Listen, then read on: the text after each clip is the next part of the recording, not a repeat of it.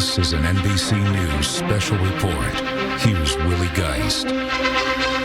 Good morning, I'm Willie Geist. We are coming on the air this morning with the news that police now have a suspect in custody in connection with Saturday's mass shooting at Brown University in Providence, Rhode Island, that left 2 students dead and at least 9 others injured.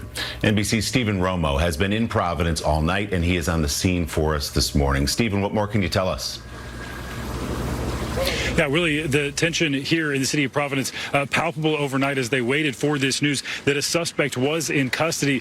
2 senior law enforcement officials briefed on this matter say that they do believe they have a suspect in custody related to this active shooter situation that took place here at Brown University yesterday afternoon. They say the man had a unique characteristic on his firearm, according to reporting from our Tom Winter, and that firearm was found when he was taken into custody. That person has not been identified and has not yet been charged with a crime, according to those briefed on this matter.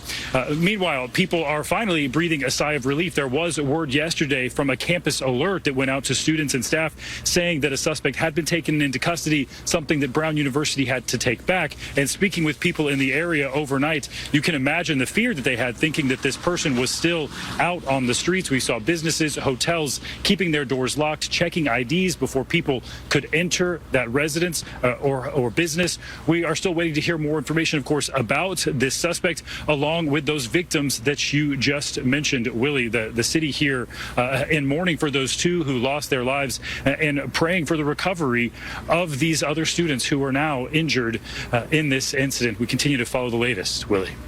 Stephen, you've been there since yesterday afternoon when this took place, shortly after 4 o'clock local time there in Providence.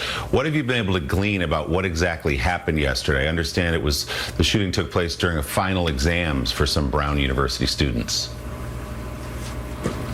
Yes, that's right, Willie. At a engineering building, a physics and engineering building on campus, inside a classroom, according to officials here who gave press briefings yesterday, as we await another one later today to get more information.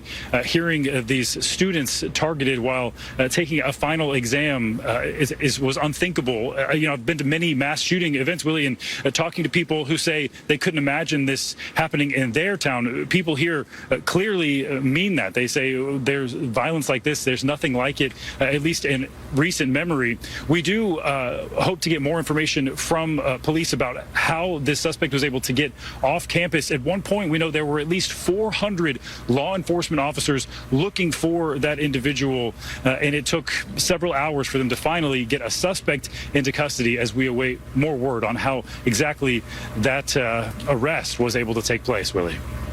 All right, Stephen Romo in Providence for us this morning. Stephen, thanks so much. Again, the news, a suspect now in custody in the Brown University mass shooting. Shelter in place has been lifted.